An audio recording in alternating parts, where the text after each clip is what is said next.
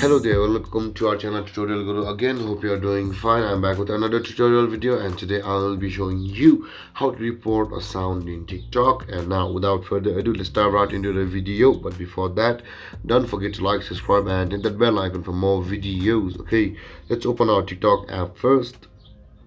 Okay, you can see the music sign in every one of these videos. So if you want to report a sound, something that is dangerous to according to community guidelines of TikTok, then you must report. So okay, to report a sound, just tap on the sound. You can see the share button on the top right corner of the phone. Just tap there, and you can see the report sound option on the bottom left corner of your phone. Over here, tap there.